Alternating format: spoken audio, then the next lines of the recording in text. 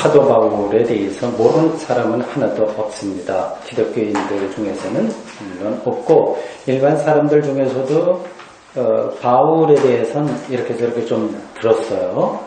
베드로 성당에 가면 두 이제 사도가 중심에 각각 서 있는데 가운데 있다는 거 아니라 기둥 옆에 이렇게 큰 동상으로 서 있어요.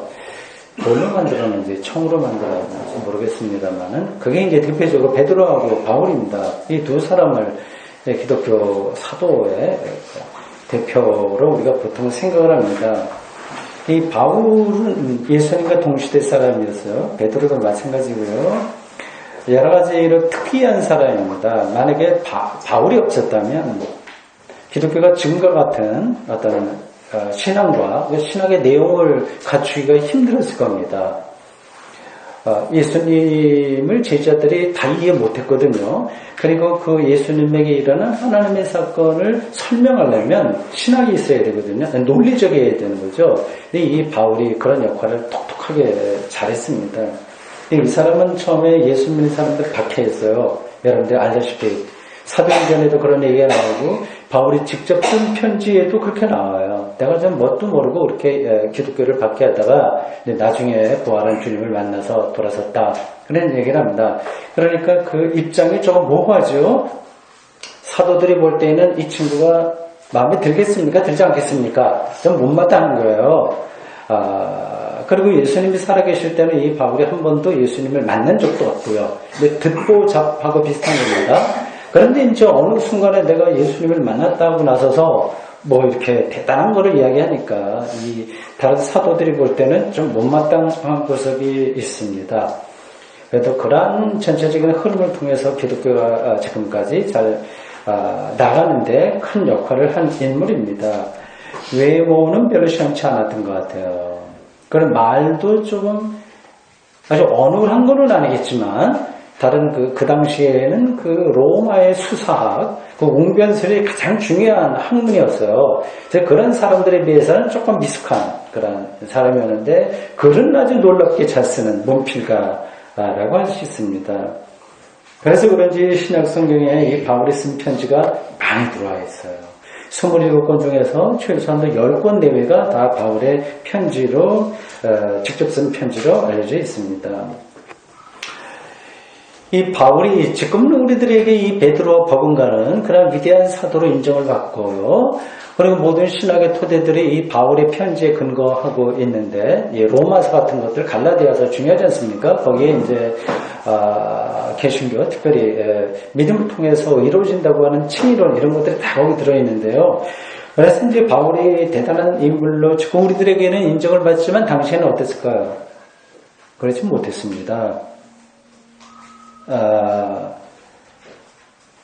그가 주장하고 있는 복음이 굉장히 배타적이에요. 웬만해서 타협하지 않아요. 근데 사도들은 조금 이렇게 융통성이 있었는데, 12사도요. 이 바울은 굉장히 그런 면에서 배타적이었고요. 그리고 성질도 좀 까칠했습니다. 그래서 사람들하고 잘 어울리지 못했어요. 그래서 결국 소아시아, 그 당시에 주로 선교 지역이 소아시아의 터키입니다. 지금으로 말하자면.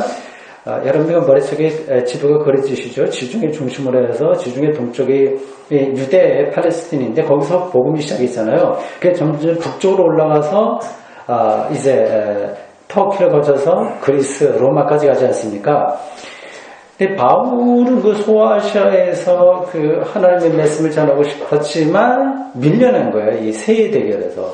그래서 결국은 그리스로 가게 됩니다. 어쩔 수 없이 이제 가게 되는 거예요. 어쨌든 이 바울은 성격적으로도 좀 까칠한 그런 사람으로서 서로 이렇게 원만하게 관계를 맺지 못했습니다. 다행스럽게도 이 바울은 생전에 편지를 많이 썼어요. 아까 제가 문필가라고 했잖아요. 그리고 글을 쓴다고 하는 것은 글 제주로 하는 게 아니라 어떤 사상이 먼저 있어야 돼요. 어떤 논리가 머릿속에 정리돼야 이제 그걸 따라서 쓰는 건데 이 바울은 그런 능력에 특출한 사람이었습니다. 태생적으로 유대인이었지만, 출신이 유대인이었지만, 디아스포라 유대인으로서 다소라고 하는 지역이, 출생한 지역이에요. 그러나 혈통적으로는 유대인이에요. 그러니까 태어나자마자 유대인이면서 동시에, 그 당시 다소는 그 로마의 치칼 식민 그 지역이기 때문에, 거기서 난 사람들은, 다 로마 시민권, 지금 이제 미국 시민권 갖는 게 좀 특권처럼 여기지 않습니까? 그런 걸 갖고 있는 사람이었었고, 학문적으로 상당히 깊었고요. 그래서, 이 기독교 신앙을 아주 논리적으로 설명할 수 있는 그런 준비가 된 사람이에요. 그 당시에는 여러 가지로 그가 어울리지 못해갖고 밀려났지만, 편지를 많이 써서, 우리가 그가 어떤 신앙을 가지고 있는지를 알 수 있습니다. 그런데 이제 그 편지 안에는 그런 신학과 복음에 대한 것만 쓴 게 아니라 자기가 처한 어려운 형편들, 애환, 어떤 비애, 그리고 어떤 그쪽 인간적으로 느끼는 그런 불편한 요소들, 그런 것들도 많이 들어있어요. 생생한 그런 이야기를 우리가 이 바울의 편지에서 읽을 수 있습니다. 그 중에 하나가 이 고린도서예요. 오늘 우리가 제2 독서로 읽은 그 고린도서입니다. 고린도에 보낸 그런 편지예요. 이 고린도 교회는 당연히 바울이 개척한 교회예요. 바울은 개척하고 그냥 떠나요. 몇 년 하다가 어느 정도 안정이 되면 떠나요. 그럼 이제 자체적으로 운영하기도 하고 바울의 제자가 와서 목회를 하기도 하고 여러 가지 상황이 다릅니다. 떠나요. 그러면 나중에 소문을 듣는 겁니다. 그 교회가 어떻게 운영되더라 하는데 그 소문이 별로 좋지 않은 거예요. 여러 가지 많은 일들이 있는데 이 고린도 교인들이 흔들리는 거예요. 바울이 전한 편지 가르치는 그 내용하고 좀 다른 것으로 흘러가고 그것만이 아니라 바울에 대한 신뢰가 다 흔들리고요. 그렇습니다. 그 여러분들 지금 이상하죠? 위대한 바울이 직접 개척하고 거기서 목회했던 교회 신자들이 흔들린다고 하는 게 이상하죠? 이상할 거 하나도 없습니다. 그 당시 바울은 별로 권위가 없었고요. 복음의 순수성을 갖고 전하긴 했으나 하여튼 이런저런 그런 어려움들이 많이 있었습니다. 그러한 자기의 마음을 소회라고 하시겠죠? 그거를 고린도 후서 오늘 우리가 이거 보면 앞에 나오는 거예요. 오늘 본문을 이해하려면 10장, 11장, 12장을 다 묶어서 읽어야 됩니다. 같은 주제가 여기에 나오고 있어요. 고린도 후서 11장 4절에서 자신의 심정을 피력한 거예요. 당신들 봐라. 지금 비록 내가 거기 없지만 이미 가르친 게 있지 않냐. 그런데 예루살렘에서 온 사람이든지 아니면 방랑 설교자라든지 그런 사람들이 와서 다른 예수를 전하는데 당신들이 그걸 그대로 받아들이고 있고 흔들린다니 이해할 수 없다. 그렇게 거기서 말하고 있습니다. 고린도 교회 신자들이 이 바울보다 다른 사람들의 말에 더 솔깃한 이유가 뭘까요? 여러 가지가 있는데 한두 가지만 얘기하면 그냥 그걸 뭉뚱그려서 얘기하면 이 바울에게는 어떤 영적 권위가 좀 약해 보이는 거예요. 다른 사람들이 다 권위가 있어 보여요. 다른 데서 온 사람들이 이제 고린도 교회에 와서 이제 이렇게 신자들을 선동하는 거예요. 재밌죠? 네? 그 당시 이게 굉장히 리얼한 그런 이야기들이 거기다 숨어 있습니다. 와서 바울 봐라, 그 친구 뭐 대단하다고 그 친구 한 얘기 그렇게 자꾸 듣냐? 그 친구는 사도도 아니다. 우리들은 예수님이 직접 임명한 사도들로부터 파송받은 사람들이니까 우리 말이 더 권위가 있다. 그리고 봐라, 이 바울이 쓴 편지는 그럴듯한데 글로는 굉장히 권위가 있는 것 같은데 실제 보면 대면에 보면 별로가 없지 않냐. 말도 좀 잘 못하고 생긴 것도 그렇고 그렇게 이야기를 했습니다. 이 말이 근거 없는 게 아닌 것 같아요. 바울도 고린도 후서 11장 16절에 보면 내가 비록 말에는 뭐라고 그랬어요? 부족하나 이렇게 고백을 합니다. 그리고 앞에서 말씀드린 대로 이 사람은 열두제자 출신이 아니에요. 성굴이 달라. 진골 성골이 아니에요. 다른 데서 떠들어온 사람이에요. 아주 처음엔 이제 기독교를 반대한 사람이기도 하고요. 그러니까 못마땅한 거예요. 그러니까 그러한 인정을 받기에는 상당히 조건이 어려운 사람이 바울이었습니다. 바울은 거기서 기가 죽지 않아요. 고린도교회 신자들에게 얘기하는 거예요. 그 사람들은 거짓 사도다. 과감하게 이야기합니다. 고린도후서 11장 13절과 14절에서 그렇게 얘기해요. 사탄도 자기를 광명의 천사라고 가정한다. 나온 이야기 그대로입니다. 근데 속지 마라. 이제 그런 얘기죠. 이제 그러한 충돌이 있었고요. 또 하나는 이 고린도에서 와서 이렇게 저렇게 바울의 가르침과 다른 걸 이야기한 사람들과 그리고 고린도 교회 신자들이 관심 있는 게 또 있었어요. 자랑하는 거예요, 자기를. 신앙적으로 굉장히 어떤 은사가 있다, 이런 게 있다, 그런 걸 자랑을 많이 했습니다. 그리고 바울에게는 이제 그런 것들이 잘 보이지 않는데, 저기서 온 사람들은 뭐 한다, 뭐 방언한다, 예를 들자면, 신유다, 뭐다 해서, 그리고 신비한 거를 많이 봤다, 계시받았다, 이런 얘기를 막 하니까, 거기에 이제 흔들리는 겁니다. 허풍이라고 하더라도 사람은 신기한 얘기를 들으면 그런가? 그럴 수 있나? 괜찮구나. 그렇게 좀 이렇게 가게 돼요. 그리고 그 사람이 좀 인격적이라고 한다면 좀 허풍을 떨어도 그럴 수 있겠다. 그렇게 생각이 됩니다. 상황이 지금 그런 거예요. 바울이 이제 입장이 좀 난처한 거죠. 그냥 놔두면 이건 이제 이상한 교회가 되는 거죠. 그래서 바울이 어쩔 수 없이 나도 좀 자랑 좀 해야 되겠다. 그렇게 말문을 엽니다. 그 적대자들, 바울의 적대자들이에요. 그건 완전히 이상한 사람들이 아니라 교회 안에 있는 적대자들이에요. 생각이 다른 사람들인 겁니다. 그 적대자들이 자랑을 해서 흔들리니까 어쩔 수 없다. 나도 자랑을 하는데 좀 생각이 좀 들어봐라. 그 얘기입니다. 이게 이제 어리석은 일이죠. 하나님의 일을 하는 사람이 자기 자랑하는 게 뭐 떳떳하겠습니까? 그러나 분별력이 떨어지는 고린도 교회 신자들 앞에서는 바울이 어쩔 수 없었습니다. 고린도 후서 11장 1절에서 이렇게 말합니다. 원하건대 너희는 나의 좀 어리석은 것을 용납하라. 청하건대 나를 용납하라. 내가 이제 좀 어리석지만 자랑을 할 텐데 좀 이해해달라고 하는 겁니다. 그 자랑 중에 하나가 오늘 고린도후서 12장 1절 이하에 나오는 환상과 계시입니다. 그 앞에도 많은 이야기를 했어요. 건너가서요. 오늘 본문에 나온 그 자랑의 한 가지가 환상과 계시입니다. 바울은 고린도후서 12장 2절 이하에서 신비로운 환상과 계시를 본 어떤 한 사람, 한 사내를 내가 알고 있다. 이렇게 말을 시작합니다. 이 사람은 14년 전에, 정확하게 말하면 기원 후 40년이에요. 기원으로 40년. 예수님이 부활승천하고 한 6, 7년 지났겠죠? 40년에 셋째 하늘에 이끌려갔습니다. 이 사람을 바울은 내가 알고 있다. 그렇게 말하고 있어요. 실제로는 이 사람이 누구예요? 바울 자신입니다. 바울은 이렇게 자기 경험이 확실하다고 하는 것을 강조하기 위해서 하나의 글쓰기 기법으로 내가 어떤 사람을 알고 있는데 이렇다. 그렇게 말하고 있는 겁니다.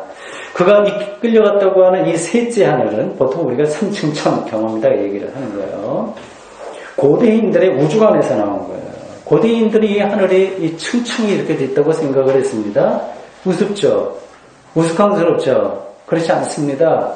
오늘 현대 물리학도 이 세계를 3차원, 4차원, 심지어는 10차원까지 얘기하지 않습니까?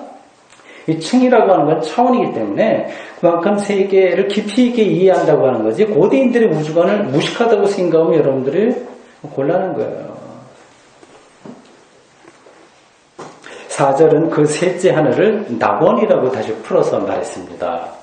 거기서의 경험을 4절에서 이렇게 묘사합니다. 그가 낙원으로 이끌려가서 말로 표현할 수 없는 말을 들었으니 참 멋진 표현이에요. 말로 표현할 수 없는 말을 들었으니 사람이 가히 이르지 못할 말이로다. 낙원에 가서 이렇게 경험한 것을 직접적인 건 별로 안 나와요. 그죠? 뭐 천사가 몇 사람 몇이 있었고 뭐 어떻다 그렇게까지는 안 나오고 말로 표현할 수 없는 어떤 말을 들었다 이렇게 굉장히 암시적으로 철학적으로 문학적으로 표현했습니다. 이런 글을 읽으면 여러분들의 생각이 복잡할 겁니다. 도대체 저게 뭐야? 도대체 셋째 하늘 낙원 이게 뭐야? 하고 말이죠. 우리 현실에서는 전혀 감을 잡을 수 없는 이야기예요. 이렇게 시장 바닥처럼 좋은 뜻으로 들은 얘기예요. 그게 우리의 삶의 현실이니까 이렇게 움직이는 세상에서는 이게 정말 속된 표현으로 귀신 신 하나 까먹는 소리처럼 들릴 수 있습니다. 너무 거리가 먼 이야기예요. 고대 유대인들에게 낙원은 죽어서 구원받은 사람들이 가는 곳이었습니다. 그래서 바울이 직접 죽은 사람이 가야 될 곳에 갔다 왔다는 이야기는 아니죠. 그건 말이 안 되는 거니까. 비록 바울이 낙원이라고 하는 단어를 사용했지만 그가 말하려는 핵심은 자기도 고린도 교인들이 중요하게 생각하는 신비한 어떤 일을 경험했다는 사실입니다. 그걸 이제 말하기 위해서 셋째 하늘과 낙원을 말한 거예요. 바울의 적대자들과 고린도 교회 신자들은 앞에서 제가 한번 짚었듯이 이 바울을 향해서 신비 경험도 없고 계시 경험도 없고 글만 그럴듯하게 쓰는 사람 뭐 이런 정도로 생각을 했 거잖아요. 아니다. 나도 신비한 경험을 했다. 그렇게 그 사람들의 비난에 대해서 자기를 방어하고 있습니다. 바울은 이게 신비 사상은 뭐 헬라 철학, 헬라 사람들에게도 있고 유대인들에게도 있고 어디나 있는 거예요. 신비로운 걸 본 거로 그 자기의 삶을 이렇게 확인하려고 하는 사람들이에요. 근데 바울은 좀 신비적이지 않습니다. 굉장히 논리적이고 이성적이고 그렇습니다. 로마서를 읽어보면 그 사람이 어떻게 그렇게 논리적인지 여러분들이 알 겁니다. 그럼에도 불구하고 바울은 지금 이런 신비 현상이 자기에게 있었다고 하는 사실을 분명하게 짚었어요. 고린도전서 14장에 보면 방언에 대해서 나와요. 이제 바울이 이 방언도 신비 현상입니다. 신비한 언어에 대한 경험이니까요. 그러니까 거기서 이 바울이 말하려고 하는 것은 아주 공적인 예배에서 방언하지 마라. 그 중원부원하고 그렇게 시끄럽게 하면 다른 교회 밖에 있는 사람이 들어와서 보면 미쳤다고 하지 정신 나갔다고 하지 않겠냐. 그건 개인이 혼자 있을 때 골방에 들어가서 하고 하지 마라. 공적인 예배의 질서 이거를 지켜라. 그런 얘기를 하려고 한 거예요. 그렇지만 그는 나도 다른 경험이 깊다고 하는 사실도 아울러 짚었습니다. 그러니까 오해하지 말라. 그 얘기죠. 셋째 하늘과 낙원으로 묘사된 또는 방언으로 묘사된 현상은 일종의 종교적 엑스타시 경험입니다. 황홀경 경험인 거예요.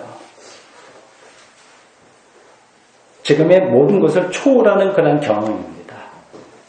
바울은 2절과 3절에서 셋째 하늘과 낙원을 말하면서 다음과 같은 토를 달았어요. 여러분들 성경에는 괄호로 묶여서 나왔을 거예요. 똑같은 게 2번 반복돼요. 그가 몸 안에 있었는지 몸 밖에 있었는지 나는 모르거니와 하나님은 아시느니라. 이게 뭘까요? 몸 안에 있었는지 밖에 있었는지 모를 정도로 그런 셋째 하늘과 낙원을 경험했다고 하는 겁니다.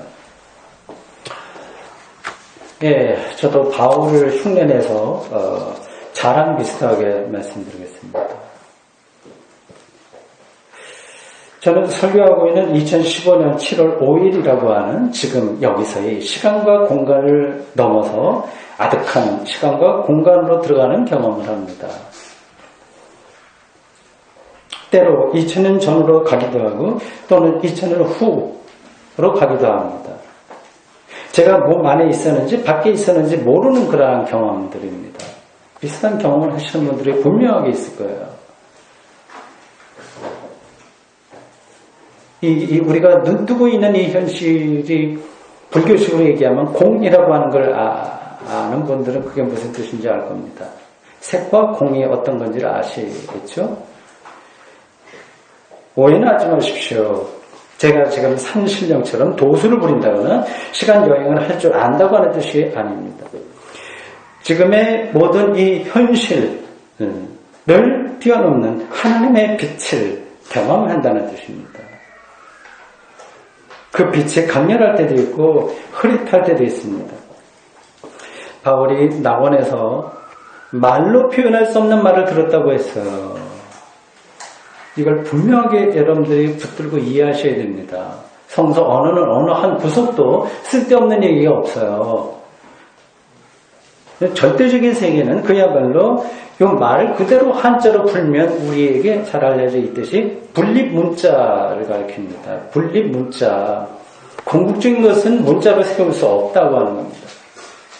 하나님의 빛을 우리가 어떻게 말로 표현할 수 있겠어요? 언어는 늘 어떤 이 범주 안에서만 통용되기 때문에 그게 불가능한 겁니다. 그러나 경험은 가능한 절대적인 세계가 있는 거예요.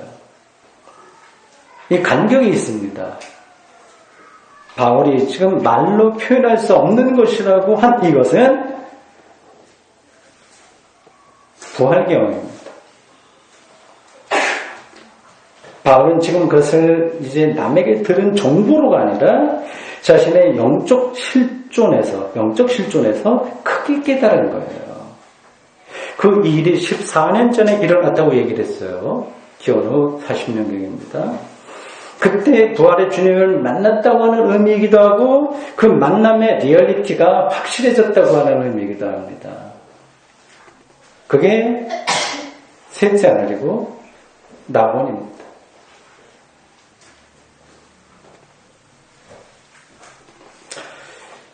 바울은 지금 적대자들의 선동에 의해서 흔들리고 있는 고린도 교회 신자들에게 자신도 환상과 계시에 대한 경험이 분명하다고 하는 사실을 전하고 있는 중이에요. 자랑이라고 자기가 이름을 붙이긴 했습니다. 자랑하면서도 그런 자기 자랑이 불러올 위험성도 잘 알고 있습니다. 그 편지를 받아볼 사람들이 그러한 바울의 자랑질을 읽고 자기를 과대 포장할까봐 그런 염려가 있어요.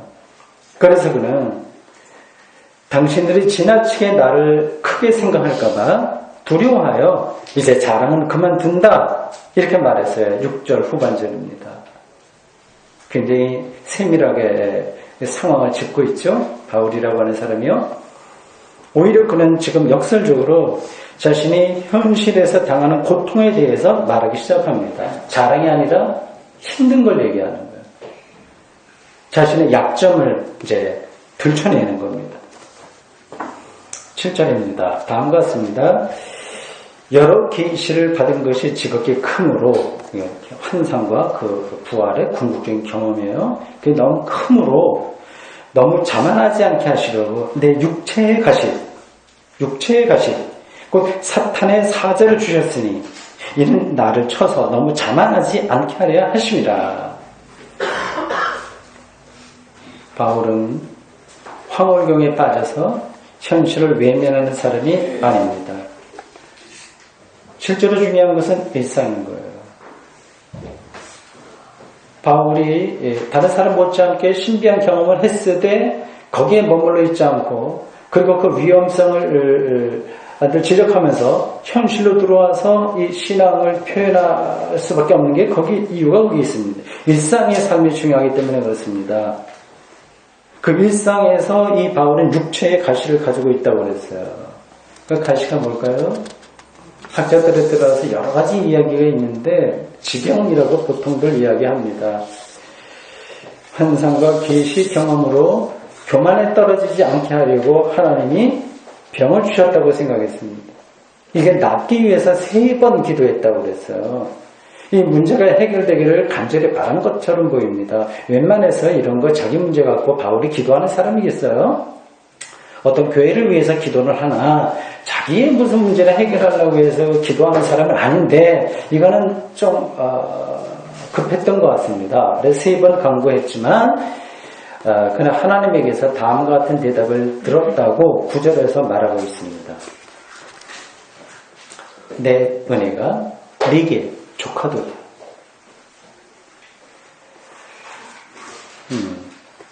이쯤에서는 아멘이 나와야 되는데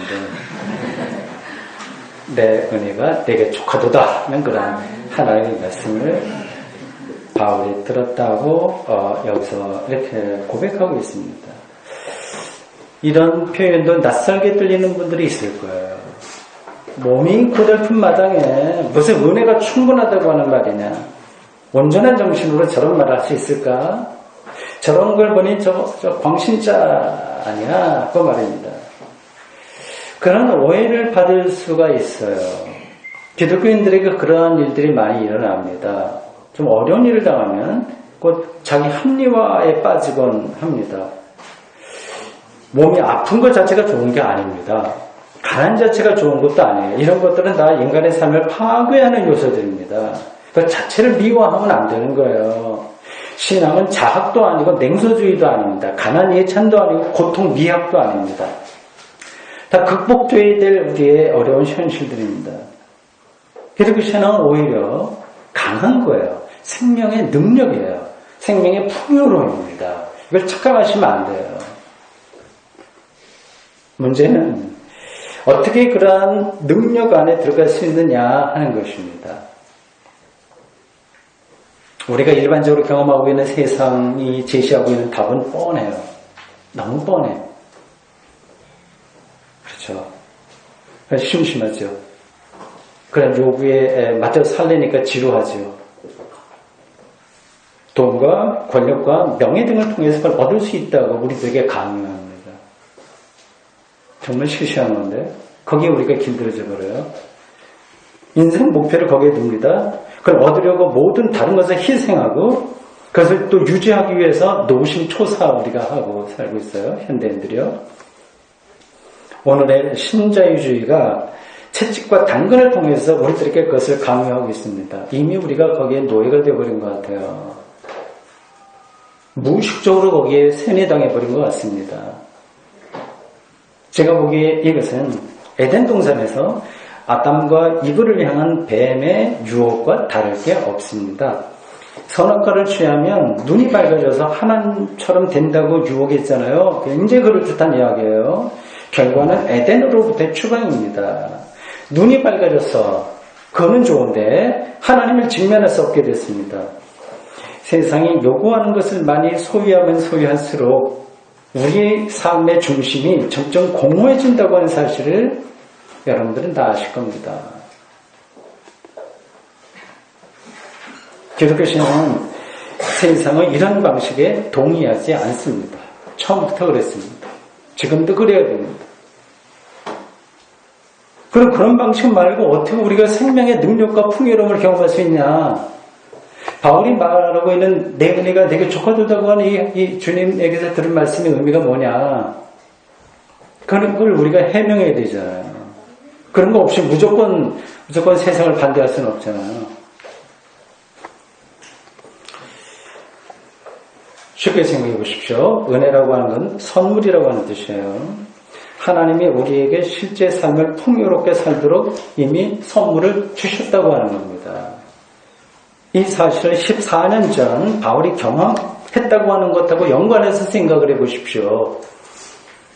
그가 황홀하게 엑스타시의 어떤 차원에서 경험한 그것이 부활이라고 제가 앞에서 말씀드렸어요. 부활은 하나님만이 고유한 능력으로 행할 수 있는 생명의 완성입니다. 이걸 너무 축소시키시면 안 돼요. 이것보다 더 큰 은혜가 어디 있겠어요. 생명의 완성에 들어갔다고 하는 사실보다 더 기쁜 소식이 어디 있고 그보다 더 우리의 생명의 에너지를 활성화시키는 소식이 어디 있겠습니까? 다른 거는 안 되잖아요. 뭘로 우리의 생명을 완성할 수 있겠어요? 그런 경험이 있으신가요?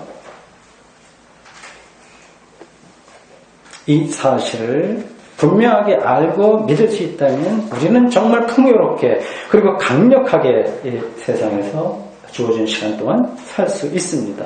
어떤 일을 당해도 하나님의 은혜가 나에게 충분하다고 하는 고백을 하게 됩니다.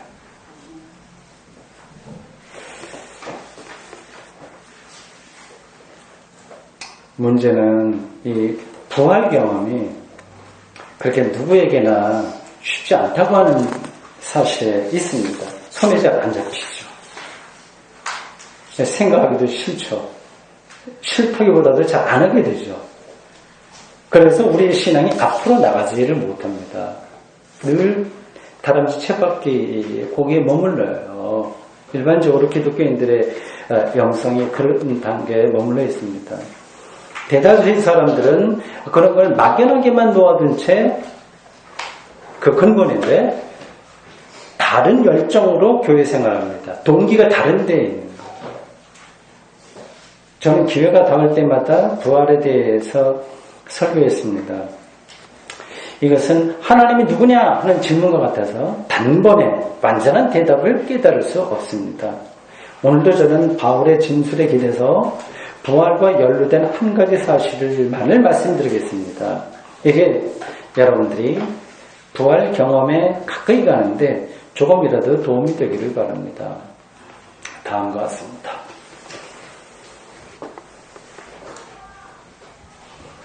바울은 은혜가 족하다고 하는 말을 한 뒤에 자신의 약한 것들에 대해서 내가 자랑하겠다. 9절에 그렇게 말합니다.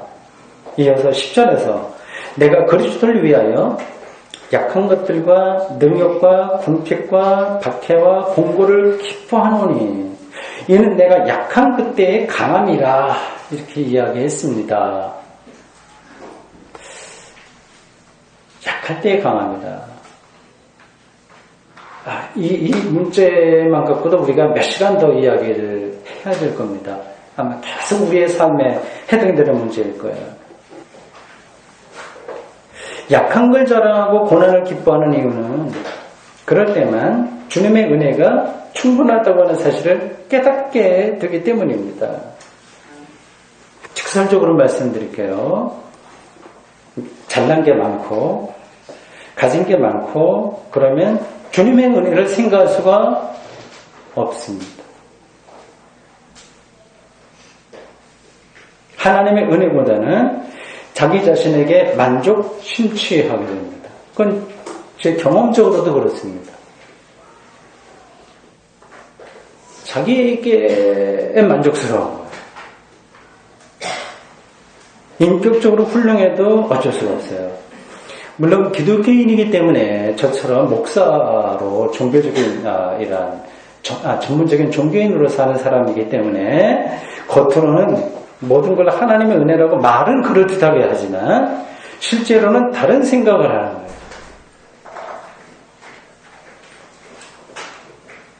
여러분들이 헬라 신화에 나오는 이야기 잘 아시죠? 호수에 비친 자기 용모에 반해서 호수에 빠져 죽었다고 하는 헬라 신화의 그 나르시스처럼 자기에게 사로잡혀서 결국은 파멸하게 됩니다. 이게 잘 실감이 안 나실 수도 있겠네요. 자기 연민, 나르시시즘, 자기 집중, 이것을 성경은 하마르티아, 즉 죄라고 말합니다. 죄의 결과는 죽음이라고 얘기하고 있어요. 살아있다고나 하나 실제로는 죽은 겁니다. 이미 죽음이 우리를 휩싸고 있는 거죠. 제가 너무 극단적인 표현을 한 것일까요? 옳고 그른지는 여러분들도 생각해 보십시오.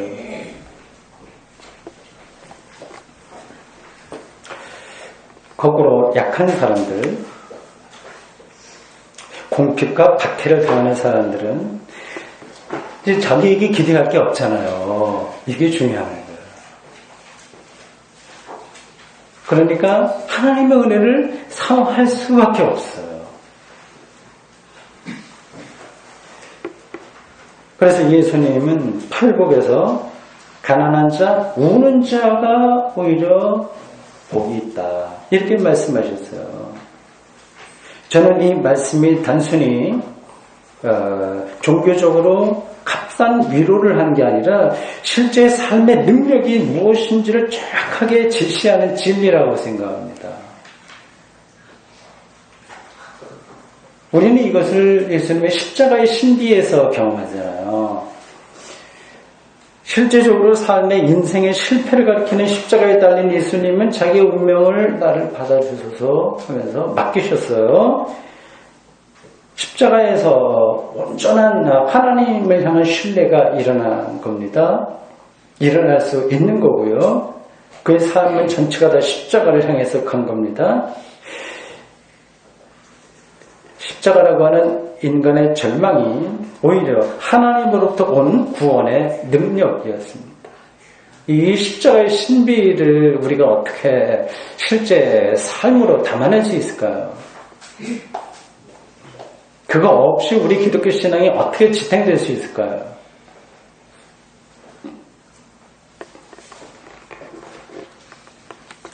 그렇다면 이제 마지막으로 기독교인이 이 세상에서 넉넉하게 사는 것, 평균보다 좀 넉넉하게 사는 것, 그리고 그래도 좀 건강하게 이렇게 사는 것, 이런 것이 잘못이냐?